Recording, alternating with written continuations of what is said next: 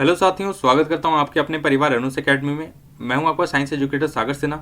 दोस्तों, जैसा मैंने आपको बताया था कि पर्टिकुलर टॉप 50 क्वेश्चन जो पूरे साइंस के हम लोग यहां पर रिवीजन कर रहे हैं, आपके बोर्ड एग्जामिनेशन जो आपका टर्म 1 बोर्ड एग्जामिनेशन है उसमें काफ़ी महत्वपूर्ण होने वाले हैं ये सारे प्रश्न, क्योंकि इनसे आपको अप्रोच समझ में आ जाएगी कि किस प्रकार के प्रश्न यहाँ पर पूछे जा रहे हैं। साथ साथ मैं वो सारे स्पेसिफिक टॉपिक्स यहाँ पर डिस्कस कर रहा हूँ, बता रहा हूँ आपको कि आपको वो चीज़ें ज़रूर पढ़ करके जानी है, क्योंकि यही गाइडेंस आपको कहीं ना कहीं कल और बेहतर मार्क्स स्कोर करने के लिए मोटिवेट करेगी। आपको समझ में आएगा कि हाँ, ये टॉपिक्स भी महत्वपूर्ण है जो आपने शायद छोड़ रखे होंगे किसी वजह से। ठीक है, तो ये मैं पर्सनल एक्सपीरियंस से बता रहा हूँ, जस्ट बिकॉज कि यही गाइडेंस जो आपको लास्ट टाइम पे मिलती है, या जिसे हम लास्ट मिनट गाइडेंस कहते हैं, ये गाइडेंस आपके लिए महत्वपूर्ण रहेंगी। ठीक है, तो पार्ट 1 ऑलरेडी आपको अपलोड हो चुका होगा इसी पर्टिकुलर प्लेटफॉर्म पर, आप जाकर के चेक कर सकते हैं। वहाँ में मैंने rest of the 24 question 25 question discuss किए हैं जो कि पर्टिकुलर इसी सीरीज के हैं, आपके बोर्ड एग्जामिनेशन में बहुत महत्वपूर्ण होने वाले हैं। ठीक है, आगे के प्रश्न हम यहाँ पर डिस्कस करेंगे बिना टाइम को वेस्ट किए, और यहाँ पर बात करते हैं केमिकल रिएक्शन आपको यहाँ पर दिया गया है, और आपको बेसिकली देखो ये भी क्या है, केमिकल रिएक्शंस के आधार पर ये प्रश्न है। ठीक है, यहाँ पर हमें क्या करना होता है कि नंबर ऑफ, या जिसे हम कहते हैं बैलेंसिंग के दौरान जब हम छोटे छोटे नंबर्स कोफिशिएंट्स इस्तेमाल करके पर्टिकुलर रिएक्शंस को बैलेंस करते हैं, वही यहाँ पर पूछा जा रहा है। ठीक है, तो ये क्या है, इस प्रकार के केमिकल रिएक्शन में अगर हम लोग यहाँ पे बात करी जाए तो ऑप्शन नंबर सी, यानी कि अगर बात करी जाए SnO2 plus 2H2 converts into Sn plus 2H2O। ठीक है, ये कुछ और नहीं है, ये वही बैलेंसिंग के तरीके के आधार पर ये प्रश्न है जो कि आपको मैंने पढ़ा रखा है, बता रखा है कि बैलेंसिंग किस प्रकार से आपको करनी है, या ऑलरेडी आपको चीज़ें बताई जा चुकी है। चलिए आगे बात करेंगे। Solution of an acid with pH 5.1 is given. ठीक है, which of the following can be done to increase its pH। ठीक है, यानी कि आपको एक पर्टिकुलर सॉल्यूशन दिया गया है जिसकी pH रेंज जो है वो 5.1 है, लेस देन 7 है, तो आपको समझ में आ रहा होगा कि ये pH क्या है, ये पर्टिकुलर सॉल्यूशन क्या है, एक एसिडिक सॉल्यूशन होगा, स्ट्रॉन्ग एसिड होगा या वीक बेस एसिड होगा, ये सभी जानकारियां आपको होगी। ठीक है, अब आपसे पूछा जा रहा है कि ये क्या ऐसी प्रक्रिया हम करेंगे जिसके द्वारा जो pH है वो कहीं ना कहीं इंक्रीज करेगा। ठीक है, क्या करेंगे, डिस्टिल वाटर ऐड करेंगे, या add a solution of different acid with pH 5.8 के किसी दूसरे सॉल्यूशन के साथ इसको मिक्स करेंगे, add a few drops of base with an unknown pH, यानी कि एक बेस ऐड करने की जरूरत पड़ेगी। ठीक है, यहाँ पर करेक्ट आंसर क्या हो जाएगा, एनी ऑफ 1, 2 और 3, यानी कि इनमें से कोई भी किया जा सकता है। ठीक है, ये तीनों प्रक्रिया में से कोई भी प्रक्रिया करने के दौरान या करने के बाद पर्टिकुलर pH रेंज जो है वो पर्टिकुलर एसिड का वो इंक्रीज कर जाएगा। कोई भी हम यहाँ पर तरीका अपना सकते हैं। नेक्स्ट क्वेश्चन 27 काफी महत्वपूर्ण प्रश्न है, ध्यान से समझ लेना, पढ़ लेना अच्छे से। Aditi adds drop wise 25 ml of concentrated HCl to 25 ml of concentrated NaOH and continuously monitors the pH in the mixture. She finds that the pH of the mixture at the end of the experiment is 7. ठीक है, pH range क्या हो रहा है mixture का, 7 हो रहा है, यानी कि न्यूट्रल एक प्रकार से आपको कंपाउंड या प्रोडक्ट देखने को मिल रहा है। तो आपको समझ में आ रहा होगा कि न्यूट्रल कब बनेगा, कहीं ना कहीं ये न्यूट्रलाइजेशन का पूरा कंप्लीट रिएक्शन आपको देखने को मिलने वाला है। ठीक है, क्या यहाँ पर प्रश्न पूछा जा रहा है, आपको यहाँ पर ग्राफिकल रिप्रेजेंटेशन दिया गया है। ठीक है, न्यूट्रल pH का और वॉल्यूम ऑफ HCl एसिड का। ठीक है, और इसके बाद आपको बताना करेक्ट आंसर क्या होगा यहाँ पर, तो option number B, only Q. Only Q जो है यही यहाँ पर एक एक्चुअली सही रिप्रेजेंटेशन बता रहे, यानी कि एक प्रकार से सही ग्राफिकल रिप्रेजेंटेशन ऑप्शन क्यू से हमें यहाँ पर पता चल रहा है, समझ में आ रहा है। ठीक है, चलिए आगे के प्रश्न है यहाँ पर। आनंद टुक 4 colourless solution P, Q, R and S and performed the following test. What is the definite conclusion that Anand can reach? ठीक है, आनंद ने 4 कलरलेस सॉल्यूशन जैसे कि P, Q, R, S को टेस्ट किया अलग अलग इंडिकेटर्स के द्वारा, और यहाँ पर इतने प्रकार के कंक्लूजन्स या एक प्रकार के ऑब्जर्वेशन देखने को मिले हैं। आपको बताने हैं कि इनमें से कौन सा ऑब्जर्वेशन यहाँ पर सही होने वाले हैं, तो आप समझ पा रहे होगे, आराम से इसको डिस्कस कर लेना, पढ़ लेना। एसिड, बेसिस एंड सॉल्ट के आधार पर यह प्रश्न है, इसका आंसर हो जाएगा यहाँ पर डी, यानी कि P and R are neutral solutions. अगर आप इसको देखो, समझो इस चीज को, P and R are neutral solutions क्यों होंगे, P एंड R सारे में आपको क्या दिखाई दे रहा है, no change, no change, no change, no change, no change, no change and no change, यानी कि किसी भी पर्टिकुलर इंडिकेटर की अगर बात करी जाए, सॉल्यूशन में कोई भी बदलाव नहीं हो रहा, कोई भी केमिकल चेंज नहीं हो रहे, तो दैट्स वाई हम समझ सकते हैं कि वो पर्टिकुलर सॉल्यूशन न्यूट्रल सॉल्यूशन होगा। ना तो उसमें एसिडिक कैरेक्टरिस्टिक्स ना तो बेसिक कैरेक्टरिस्टिक्स कोई भी इंक्लूडेड नहीं होगा। ठीक है, ये चीज़ें आप समझ पा रहे होगे। सॉल्यूशन क्यों कर रहा है? मिथाइल ऑरेंज को रेड कन्वर्ट कर रहा है, रेड लिटमस को नो चेंज, ब्लू लिटमस को रेड कन्वर्ट कर रहा है। तो ब्लू लिटमस को रेड कौन कन्वर्ट करता है? आप समझ पा रहे हो कि एसिडिक होगा। एस की अगर बात करी जाए तो एस क्या कर रहा है? यहाँ पर रेड को ब्लू कन्वर्ट करने का काम कर रहा है, तो ये क्या हो जाएगा? बेस हो जाएगा। बात समझ में आ रही है? ब्लू लिटमस को रेड कन्वर्ट कर रहा है तो ये क्या हो जाएगा? एसिड्स हो जाएगा। बात आ रही समझ में? चलिए, some activities cause the soil and water resources in that area to become acidic. Once these activities are stopped, the land has to be treated to enable plants to grow once again. Which of the following should be added to the land to decrease the acidity permanently and allow plants to grow once again? ठीक है, तो acidic and basics जब हम लोग पढ़ रहे थे तो यहाँ पर हम लोगों ने पढ़ा था बेसिकली कि क्या हो जाता है जब भी पर्टिकुलर किसी सॉइल का एसिडिटी बढ़ती है तो उसको परमानेंट डिक्रीज करने के लिए हम लोग क्या करते हैं? कैल्शियम ऑक्साइड, ठीक है, जो कि बेसिक नेचर का होता है, उसे ऐड करते हैं सॉइल में। और उसके ऐड करने के बाद जो लैंड की एसिडिटी है वो परमानेंटली डिक्रीज कर जाती है और वहां पर दोबारा प्लांट्स की एक्चुअली प्रोडक्शन ग्रोथ देखने को मिलती है। तो बहुत ही एक बेसिक सा यहाँ पर प्रश्न था। अगला प्रश्न, shown below is a container that is used in the transportation of goods over long distances. These containers are made of steel. Which property of steel is mainly used to make these containers? ठीक है, तो metals and non metals के आधार पर यह प्रश्न यहाँ पर पूछा जा रहा है कि स्टील में की ऐसी क्या खासियत है जिसके तौर पर हम जो स्टील से बने हुए सब्सटेंसेज हैं, ऑब्जेक्ट्स हैं, उनका इस्तेमाल ट्रांसपोर्टेशन में लंबे लंबे दूरियों में सामान को ढोने के तौर पे करते हैं। क्या हो जाएगा? मेलेबिलिटी। ठीक है, स्टील्स क्या होते हैं? स्टील्स बेसिकली एलॉयज हैं, तो इनकी मेलेबिलिटी क्या है? बहुत ज़्यादा है और इसी की वजह से हम इन्हें ट्रांसपोर्टेशन के तौर पर या लॉन्ग डिस्टेंसेस के तौर पर इस्तेमाल कर सकते हैं। चलिए, Payal has to arrange the following in decreasing order of hydroxide ion concentration. Hydroxide ion concentration basically OH minus आप समझ सकते हो। इसके कंसंट्रेशन के आधार पर आपको अरेंज करना है। ठीक है, वाइन की जो pH है वो 4.0 है, milk of magnesia 10.5 and blood pH है 7.4। आपको बताना है कि इनमें से किस प्रकार का जो भी अरेंजमेंट है वो सही होने वाला है। ऑप्शन नंबर सी, जैसा हम जानते हैं कि मिल्क ऑफ मैग्नीशिया क्या है? ये एक बेसिक, हाईली बेसिक एक प्रकार से सॉल्यूशन है, तो इसका जो हाइड्रोक्साइड प्रोडक्शन है वो मैक्सिमम होने वाला है। तो सबसे ज़्यादा मिल्क ऑफ मैग्नीशिया, उसके बाद ब्लड और उसके बाद वाइन, और इस प्रकार से हम अरेंज कर लेंगे। अगला प्रश्न, a piece of zinc a reactive metal was dropped in a test tube containing a substance. A zinc salt was formed and hydrogen gas was liberated. This is shown in the equation below. ठीक है, which of the following can be the substance that zinc was dropped in?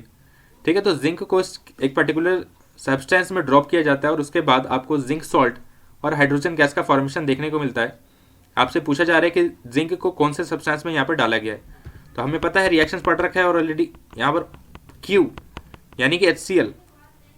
Basically हम लोग zinc को एक acid में डाला है हमने और उसके द्वारा जिंक का सॉल्ट बना है और हाइड्रोजन गैस यहाँ पर आपको लिबरेट करता हुआ दिखाई देता है या ऑब्जर्व होता है। नेक्स्ट प्रश्न, given below are reactions involving PQ R and S and their salt solution in water. ठीक है, ये आपको यहाँ पर रिएक्शन समझ में आ रहे होंगे कि PQ के साथ रिएक्ट करके Q का सॉल्ट सॉल्यूशन और P इस प्रकार से बनाता है। ठीक है, आपको ये चीज़ मैंने थ्योरेटिकल क्लासेस जब मैंने ली हैं इस पर्टिकुलर वीडियो लेक्चर्स में या इस पर्टिकुलर प्लेटफॉर्म पे, तो आप देख सकते हो। ठीक है, वहाँ पर भी जाकर के कि किस प्रकार से ये केमिकल रिएक्शंस फॉलो होते हैं। ठीक है, तो इनमें सबसे रिएक्टिव कौन सा हो जाएगा? ऑप्शन नंबर सी, यानी कि R जो है वो सबसे ज़्यादा रिएक्टिव आपको देखने को मिलता है। ठीक है, चलिए अगला प्रश्न, two statements are given, one labelled assertion and other labelled reason. ठीक है, अब देखो असर्शन रीजन के क्वेश्चंस आपके आने ही आने हैं एग्जामिनेशन में, तो स्टेटमेंट्स को समझ करके अच्छे से पहले तो आपको ये चेक करना है कि दोनों स्टेटमेंट ट्रू हैं या फॉल्स हैं, पहली बात। दूसरी बात ये आपको चेक करनी है कि क्या दोनों स्टेटमेंट्स में कुछ एक्सप्लेनेशंस हैं या कुछ कनेक्शन है, कुछ रिलेशन है, और अगर ऐसा दोनों ही संभव है तो कहीं ना कहीं आपको ऑप्शंस उसके हिसाब से मार्क करने हैं, हड़बड़ाहट बिल्कुल भी नहीं करनी है। इन सभी के अगर क्वेश्चंस की अगर आपको PDF चाहिए तो आप टेलीग्राम चैनल ज्वाइन कर सकते हो, लिंक आपको डिस्क्रिप्शन में मिल जाएगा। क्वेश्चंस प्रैक्टिस कर लेना सो दैट आपके लिए हेल्पफुल रहेगा। एसोसिएशन का स्टेटमेंट कहता है sodium carbonate is commonly used as an ingredient in anti acid tablets. Reason है sodium carbonate is a basic salt. ठीक है, तो क्या आप समझ पा रहे हो कि दोनों स्टेटमेंट के बीच में क्या रिलेशन है? ठीक है, तो ऑप्शन नंबर क्या हो जाएगा? A is false but R is true. क्या है? Sodium carbonate is commonly used as an ingredient in anti acid tablet, बिल्कुल भी नहीं। सोडियम कार्बोनेट्स का हम इस्तेमाल कहाँ पे करते हैं? एंटासिड्स के तौर पर बिल्कुल भी नहीं करते। ठीक है, रीजन क्या है? सही है कि हाँ सोडियम कार्बोनेट क्या है, एक बेसिक सॉल्ट है, कोई भी दिक्कत की बात नहीं है, स्टेटमेंट बिल्कुल सही है। चलिए अगला प्रश्न थोड़ा सा टिपिकल आपको समझ में आ रहा होगा, दिखाई दे रहा होगा, क्योंकि थोड़े से भारी शब्दों का इस्तेमाल किया गया है, लेकिन ये पेपर अच्छा लेवल का मैंने सेट किया है। ठीक है, ये पूरा कंप्लीट अगर आप प्रैक्टिस करोगे तो आपको समझ में आएगा कि पेपर अच्छे लेवल का है। Some adults have a defective heart since birth, they are born with a hole between the left atrium and right atrium shown below. This defect is called the atrial septal defect. ठीक है, due to the hole between the atria, oxygenated blood gets mixed with deoxygenated blood. A symptom of this disease is to feel tired easily. Which of the following is likely to happen in people with ASD in a single cycle of blood flow? अब देखो कहा यह जा रहा है कि जो बच्चे कुछ ऐसे एडल्ट होते हैं जिनमें बेसिकली एक डिफेक्ट होता है, उनके हार्ट में होल होता है ना, उनके लेफ्ट एट्रियम और राइट एट्रियम के बीच में एक होल होता है जिसे हम एट्रियल सेप्टल डिफेक्ट कहते हैं। उस पर्टिकुलर फेनोमेनन में क्या चीज़ें पॉसिबल हैं, क्या किस प्रकार से जो चीज़ें होती हैं वो होती हैं, है ना, बायोकेमिकल रिएक्शंस किस प्रकार से होते हैं, उसके बारे में ये प्रश्न यहाँ पर पूछा जा रहा है। ठीक है, ऑप्शन पढ़ने के बाद आप समझोगे कि ऑप्शन नंबर सी यहाँ पर बिल्कुल सही है, यानी कि the muscles will receive blood containing less oxygen. ठीक है, यहाँ पर बेसिकली मसल्स क्या है, ऑक्सीजन एक प्रकार से अगर बात करी जाए तो लेस ऑक्सीजन वाली ब्लड को रिसीव करने लगते हैं या कर पाते हैं। ठीक है, अगला प्रश्न बहुत ही ज्यादा महत्वपूर्ण। A person can choke when a piece of food becomes lodged in the wind pipe. ठीक है, blocking the flow of air, a first aid procedure to remove the blockage in the Heimlich manoeuvre described below. अब देखो ये क्या है, एक प्रकार से एक्टिविटी है, जैसा आपने कभी देखा होगा कि कभी जो फूड है वो हमारे विंड पाइप में चले जाता है तो हमारी जो भी एक प्रकार की प्रोसेस है हमारी बॉडी का वो ब्लॉक्ड हो जाता है, हम चोक कर जाते हैं। ठीक है, और इसको रिमूव करने के लिए एक प्रक्रिया है जिसे हम हेमलिक मैनोवर कहते हैं, जो कि यहाँ पर आपको डिस्क्रिप्शन दिखाई दे रहा है। ये एक प्रक्रिया है, 4 स्टेप के द्वारा उस पर्टिकुलर इंसान को हम लोग रिलीफ दिला सकते हैं या दे सकते हैं। By performing this procedure the piece of food is pushed out of the wind pipe, which of the following causes this to happen. देखो इस प्रक्रिया के द्वारा जो फूड पाइप है वो एक्चुअली यहाँ पर जो फूड है वो विंड पाइप से बाहर निकल जाता है। कौन से ऐसी प्रक्रिया के द्वारा या क्या रीजन है ये पूछा जा रहा है। क्या एक्सपेंशन ऑफ चेस्ट होता है, यानी कि चेस्ट का एक्सपेंशन दिखता है। Air pressed out of the lungs, हवा लंग्स से बाहर निकलती है। Food pressed out of the stomach, यानी कि खाना बेसिकली बाहर निकल जाता है पेट से। Upward movement of the wall of the food pipe, यानी कि फूड पाइप के अपवर्ड मूवमेंट आपको दिखाई देती है। सही उत्तर है यहाँ पर बी। ठीक है, क्या होता है कि लंग्स से हवा बाहर निकल रही होती है या एक तरीके से प्रेस किया जाता है, बाहर निकला जाता है। ठीक है, काफ़ी बारी आपने देखा होगा अगर आपको हिचकियाँ वगैरह लगने लग जाती हैं तो हम क्या करते हैं, पीठ पर मारने का एक तरीके से क्या करते हैं, उन्हें थपथपाते हैं एक तरीके से। ठीक है, और इसके बाद क्या होता है, वो जो पर्सन है उसको रिलीज मिलता है, रिलैक्सेशन मिलती है। तो ये प्रक्रिया यहाँ पर होती है। अगला प्रश्न, given below is a diagrammatic representation of a process taking place in the human body. ठीक है, ये पूरा जो भी प्रोसेस है वो आपको सर्कुलेटरी सिस्टम का समझ में आ रहा होगा। ब्लड का डायग्राम है ये। In which of these regions organs could it be occurring, lungs, heart, brain. अब ये प्रक्रिया कहाँ पर आपको दिखाई देती है ये आपको बताना है, कोई भी इसमें दिक्कत नहीं होनी चाहिए। तीनों में, लंग्स, हार्ट और ब्रेन, ये तीनों में आपको कहीं ना कहीं ये प्रक्रिया दिखाई देती है। ठीक है, हो क्या रहा है, आरबीसी CO2 ऑक्सीजन निकल रहा है और यहाँ पर इस प्रकार से जो प्रोसेस है वो कंप्लीट आपको दिखाई दे रहा है। अगला प्रश्न, the diagram below shows a leaf that was covered by piece of black paper for a period of 3 days. After 3 days the paper was removed. On testing it was found that the area under the black paper tested negative for starch and the rest tested positive for starch. ठीक है, ये experiment आपने already पढ़ रखा है। जब हम लोगों ने लाइफ प्रोसेस चैप्टर पढ़ा था तो वहाँ पर हम लोगों ने एक्सपेरिमेंट्स भी पढ़े हैं। अगर आपने किताबें पढ़ी हैं तो आपको पता होगा, इस बारे में जानकारी होगी। What was the experiment trying to test, experiment किस प्रकार का है या क्या एक्सपेरिमेंट कहता है, तो हमें पता है इस बारे में, हमें इसमें ज़्यादा सोचने की आवश्यकता नहीं है। If light is required for plants to make food, है ना, ये एक्सपेरिमेंट ये बताता है कि जो लाइट है उसके द्वारा ही जो ग्रीन प्लांट्स हैं वो अपना फूड प्रिपेयर कर पाते हैं। Light is the most important component या रॉ मटेरियल फॉर फोटोसिंथेसिस। ये प्रक्रिया इस बात की ऑब्जर्वेशन है या इस बात का कंक्लूजन देता है। अगला प्रश्न बहुत ज़्यादा महत्वपूर्ण, विच of these flow charts correctly shows the circulation of blood in the human body. तो इसमें कोई भी संशय नहीं होना चाहिए, परेशानी नहीं होनी चाहिए। ह्यूमन बॉडी में किस प्रकार से ब्लड फ्लो होता है, सर्कुलेशन होता है, उसके बारे में आपसे प्रश्न पूछा जा रहा है। डायग्राम के आधार पर आप सोच करके बता सकते हैं। यहाँ पर ऑप्शन नंबर सी यानी कि ये प्रक्रिया जो है वो बिल्कुल सही है। मैंने इसके बारे में ऑलरेडी आपको थ्योरेटिकल पोर्शन भी पढ़ा रखा है, वो ज़रूर आप चेक कर सकते हैं। अगला प्रश्न, two statements are given, one labelled assertion and other reason. फिर से असर्शन रीजन का प्रश्न है। असर्शन कहता है the rate of breathing in aquatic organism is much faster than in terrestrial organisms. Reason कहता है the amount of oxygen dissolved in water is much lower than the amount of oxygen in air. समझ में आ गया होगा आपको, statement आगे पढ़ने की आवश्यकता ही नहीं है। ठीक है, रीजन क्या हो जाएगा? रीजन तो यहाँ पर आप समझ पा रहे हो कि क्या है, अमाउंट ऑफ ऑक्सीजन कहीं ना कहीं क्या है, एक तरीके से जो समझ में आ रहा होगा स्टेटमेंट्स आपको। ठीक है, तो असर्शन तो बिल्कुल सही है, रीजन भी क्या है, बिल्कुल सही है, कोई भी इसमें परेशानी की बात नहीं है। ठीक है, यहाँ पर ऑप्शन क्या हो जाएगा? Option number A. ठीक है, दोनों स्टेटमेंट्स क्या है, एक रिलेशन है, दोनों एक प्रकार के क्या कर रहे हैं, रिलेटेबल है। रीजन एक्सप्लेन कर रहा है असर्शन को बिल्कुल अच्छे तरीके से। ठीक है, अगला प्रश्न यहाँ पर, when light from the sun enters the earth's atmosphere it gets refracted. This will cause an apparent image of the sun to appear in the sky due to refraction. The image below shows how light gets bent by the earth's atmosphere.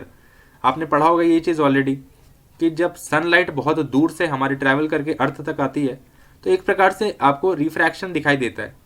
ठीक है, या apparent image आपको दिखाई देती है ना, horizon के ऊपर और हॉरिजन के नीचे। ये दो चीज़ें आपको कहीं ना कहीं आपने कंसेप्ट वाइज पढ़ी होगी। यहाँ पर पूछा जा रहा है which of the following would be an effect of this. ठीक है, तो इस प्रक्रिया के द्वारा क्या चीज़ें आपको देखने को मिलती है? तो at sunrise and the sun is seen in the sky even though it is still below the horizon. मैंने अभी आपको यही चीज़ एक्सप्लेन करी है कि सन क्या होता है, हॉरिजन के ऊपर दिखाई देने लग जाता है जबकि वो ऑलरेडी हॉरिजन के नीचे होता है। ये ऑलरेडी आपने पढ़ रखा होगा, बहुत ही बेसिक सा है कि यहाँ पर स्टेटमेंट था। अगला प्रश्न मच्छरों से रिलेटेड प्रश्न है दोस्तों, इनसे आपको बच के रहना है। एन एंट वाज, एंट से सॉरी, ठीक है, तो चींटियों से रिलेटेड ये प्रश्न है, मेरे को लगा मच्छरों से। An ant was in front of a convex lens as shown below. ठीक है, which of the following shows the image of the ant observe through the convex lens. ठीक है, तो अब देखो ऑब्जेक्ट अपना कहाँ है, ऑब्जेक्ट अपना बेसिकली अगर बात करी जाए तो this particular point and focus, इनके बीच में आपको ऑब्जेक्ट दिखाई दे रहा है। तो इमेज का फॉर्मेशन कहाँ पे होगा, कैसा होगा, क्या डिमिनिश्ड होगा, क्या इनलार्ज्ड होगा, ये आपको बताना है। ठीक है, इस प्रकार से आपको एंट दिखाई देने वाली है। ठीक है, यानी कि इनलार्ज्ड, काफी बड़ा आपको इमेज दिखाई एक्चुअली देने वाला है।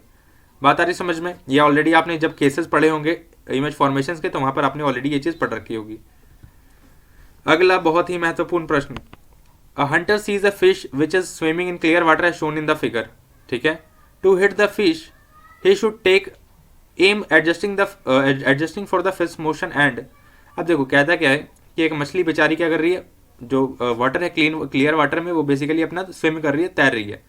अब एक बंदा है वो हाथ में लेकर के यहाँ पर भाला खड़ा है कि मैं तो मछली को मार दूंगा यहाँ पर बिल्कुल ही।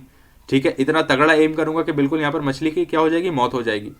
ठीक है, उसे फिश को हिट करना है तो उसे क्या क्या चीज़ें एडजस्ट करनी होगी, फिश के मोशन को एडजस्ट करना होगा और साथ साथ उसे क्या चीज़ें एडजस्ट करने की आवश्यकता है। तो हमें पता है कि उसे क्या करना है, little below where the fish appears to be. आपको ये चीज़ पता होगी कि हम लोग क्या करते हैं, कभी भी इस प्रकार से अगर स्विमिंग की अगर बात करी जाए या वाटर की बात करी जाए तो रिफ्रैक्शन ज़रूर हमें समझ में आता है कि ये कंसेप्ट डायरेक्टली इन्वॉल्व है, यानी कि फिश जहाँ पर आपको दिखाई दे रही है वो एक्चुअली वहाँ पर नहीं है। ठीक है, तो उसे कहाँ पे हिट करने की आवश्यकता है, उसे लिटिल बिलो, यानी कि फिश जहाँ पर भी अपीयर हो रही है उससे हल्का सा नीचे वहाँ पर उसको हिट करने की आवश्यकता है, सो दैट वो पर्टिकुलर उस फिश को हिट कर पाएगा और उसे मार पाएगा। ये ऑलरेडी आपने पढ़ रखा होगा। अगला प्रश्न, shown below is a photograph of a convex lens. ठीक है, तो ये कॉन्वेक्स लेंस का फोटोग्राफ आपको दिखाई दे पा रहा होगा। A small bright spot is seen on the paper when the lens is kept out facing the sun. ठीक है, अब ये किस प्रकार का हो रहा है, डायग्रामेटिक फॉर्म में क्या है यहाँ पर वो आपको बताना है। ठीक है, देखो क्या हो जाएगा ऑप्शन नंबर ए, यानी कि ओनली पी जो यहाँ पर सही रिप्रेजेंट कर रहा है, this is representing the correct diagrammatic representation of the above image. ठीक है, अगर यहाँ पर बात करी जाए कन्वेक्स लेंस की तो कन्वेक्स लेंसेज क्या करेंगे, यहाँ पर ये कन्वर्ज करने का काम करेंगे। जो भी रेज ऑफ लाइट की अगर बात करें तो उसे कन्वर्ज करेगा एक पॉइंट पे जिसे हम फोकस कहते हैं और उसके द्वारा ये चीज़ें यहाँ पर प्रक्रिया में आती हैं। ठीक है, आप समझ पा रहे होगे कि यहाँ पर जब भी रेज ऑफ लाइट जा रही है तो वो कहाँ पे मिल रही हैं, वो सभी यहाँ पर मिल रही हैं इस पर्टिकुलर पोजीशन पे। ठीक है, इस पर्टिकुलर पोजीशन पे। ठीक है, और इस प्रकार से यहाँ पर प्रक्रिया चलती है। अगला प्रश्न, A ray of light passes from solid medium 1 into solid medium 2. The refractive index of medium 1 is the same as that of medium 2. ठीक है, which of the figure correctly shows the path of the ray of light into the two mediums. देखो कहता क्या है कि एक ray of light है, ठीक है, वो मीडियम 1 से मीडियम 2 में ट्रैवल करती है, बट अगर बात करी जाए रिफ्रैक्टिव इंडेक्सेस की दोनों मीडियम्स की, वो सेम है। तो कौन सा डायग्राम इसको सही रिप्रेजेंट कर पाएगा वो आपको बताना है। तो ऑप्शन नंबर सी ये बिल्कुल सही है। यहाँ पर अगर दोनों का रिफ्रैक्टिव इंडेक्स अगर कहीं ना कहीं सेम है तो उनमें आपको डाइवर्जन क्यों दिखाई देगा, पाथ में चेंजेस क्यों दिखाई देंगे, नहीं दिखाई देंगे। ठीक है, पाथ में चेंजेस तो तब दिखाई देते हैं जब रिफ्रैक्टिव इंडेक्सेस में कहीं ना कहीं चेंजेस होते हैं। बात समझ में आ रही है। चलिए अगला प्रश्न, एसोसिएशन रीजन का अगेन ये यहाँ पर एक प्रश्न लिया है और वो प्रश्न है, एसोसिएशन कहता है stars would not twinkle if we viewed them from the moon. Reason कहता है stars appear to twinkle due to atmospheric refraction of starlight. आप समझ पा रहे होगे, इस बारे में आपको जानकारी है, एटमॉस्फेरिक रिफ्रैक्शन से रिलेटेड ये प्रश्न है। Option A, stars would not, अगर हम मून से एक्चुअली व्यू करेंगे या देखेंगे तो क्या है, स्टार्स ट्विंकल करते हमें दिखाई नहीं देंगे।